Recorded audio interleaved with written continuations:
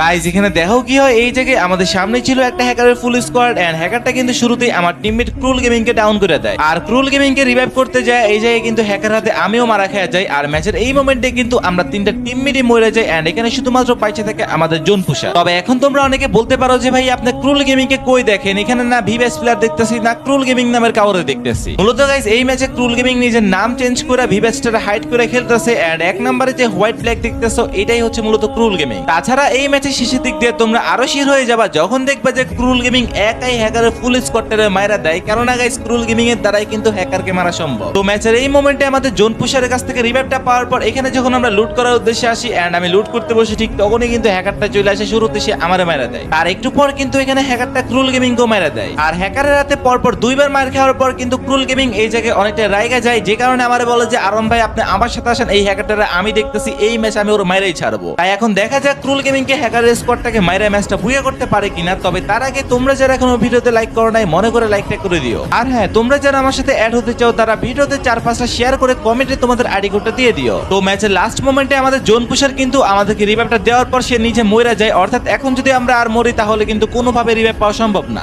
And এদিকে কিন্তু আমার সামনে ছিল একটা প্লেয়ার, যখনই প্লেয়ারটাকে মারতে যাবো ঠিক তখনই কিন্তু ক্রুল গেমিং আমার ডাক দেয়, বলে যে ভাই একসাথে থাকেন নাহলে হ্যাকার কিন্তু সবারে মারা দিবে। আর দেরি না করে আমি কিন্তু চলে আসি ওনাদের কাছে এন্ড এখানে যখন আসি ঠিক তখনই দেখি যে হ্যাকারটা অলরেডি আমার 4 নাম্বার টিমমেটরে ডাউন করে দেয়। মানে কি একটা অবস্থা, মাত্র আমরা রিভাইভ পায় নামলাম, আমাদের কাছে ভালো গান নাই কিচ্ছু নাই, এর মধ্যে হ্যাকারের জন্য ঘর থেকে বেরোয় দিয়ে পারতাছি না। অন্যদিকে ক্রুল গেমিং এখানে জুম করে কারা জানি মারতেছিল এন্ড যখনই একটা প্লেয়ারকে মারে তখনই বুঝতে পারি যে উনি হ্যাকারকে মূলত মাইরা দিয়েছে, যে কারণে দেরি না করে দ্রুত রাশ করে দেয় ওই স্কোয়াডটার উপরে। তবে এখানে আমার ভাগ্যটা এমন খারাপ ছিল যে আমি লঞ্চ প্যাড ইউজ করতে গেছিলাম, ঠিক তখনই একটা মাইয়া প্লেয়ার আইসা আমারে মারা দেয়। তো যাই হোক, এই জায়গায় ক্রুল গেমিং কি করে তা তোমরা ইন গেমে দেখো। ভাই ফুল স্কোয়াড, ভাই কি ফেলছে রে, এটাই হ্যাকার স্কোয়াড।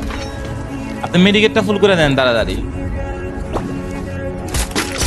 ভাই আমি আসতে পারি না, লঞ্চ প্যাডে মেরা দিছে আমারে।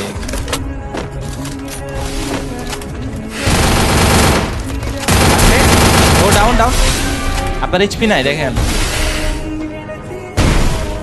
গ্রেনেড কি মরবো এখন, রিভাইভ দিয়ে দিছে ভাই। ওরে বোমে ডাউন ওরা।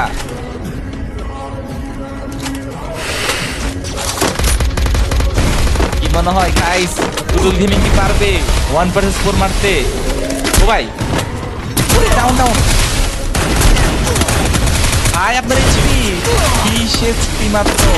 ওই গাইস তোমরা যারা ডায়মন্ড টপ আপ করার জন্য ওয়েবসাইট খুঁজতেছো তাদের জন্য বেস্ট অপশন হচ্ছে বিএস টপ আপ। আর বিএস টপ আপে অন্যান্য যে কোনো সাইট থেকে ডায়মন্ডের দাম অনেক কম, যা কিনা তোমরা স্ক্রিনে দেখতেই পাচ্ছ। শুধু তাই না, বিএস টপ আপে কিন্তু প্রত্যেক ফ্রাইডেতে তোমার